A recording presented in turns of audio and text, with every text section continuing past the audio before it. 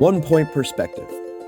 1-point perspective means there is only one vanishing point, or that you are looking at something in the distance, straight on, with nothing blocking the center of your view. When you are drawing a 1-point perspective, it does not matter whether you have your paper portrait, the art term for vertical or having the long edges on the side, or landscape, the art term for horizontal, or having the long edges on the top and bottom. Considering that I am drawing a wider view, I chose to do my drawing as a landscape. Typically, when drawing a 1-point perspective, you start by drawing a horizon line down the center of your page, going from side to side, and a vanishing point in the center of the horizon line. This will be very helpful for figuring out your perspective, or the way you understand. Some people might say the way you are looking at what you are drawing. If you have the option, I usually start with a harder lead pencil. If you want to know more about pencils, check out my pencil video. I use a 4H pencil to do all of my roughing out, or the lines that I draw before I do coloring or shadows. Using a harder lead pencil allows you to easily erase or to color or do shadows over anything you don't like or want. If you don't have the option to work with different pencil leads, you can also just draw very lightly with a regular number 2 or 2B pencil.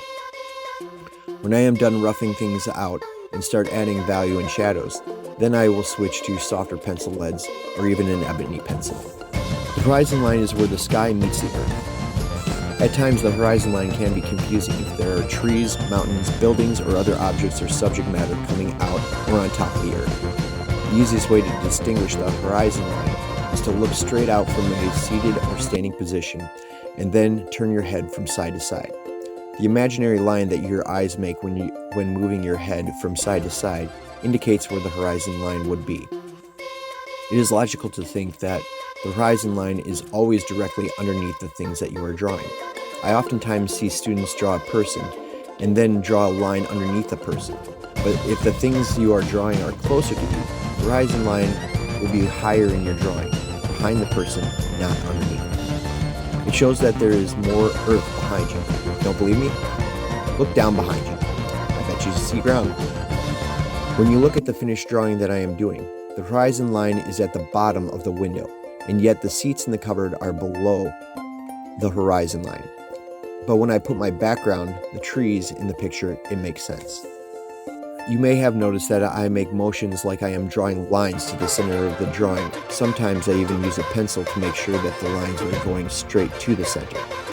Just like before, while you are still standing, stare straight out. Realize where the center of your vision is. The point in the center of your vision is known as the vanishing point. You have laser vision. Where would the laser beam shoot out to? You can indicate the vanishing point in your drawing by putting a dot in the center of your horizon line. You will notice that I spent most of my time roughing out the drawing and about a third or fourth of the time doing the valuing or shadowing. Most accomplishments in your life will be mostly prep work, with too little time finishing and even less time recognizing it. With that in mind, it makes sense that the most important part is the process, not the product. That's a life lesson.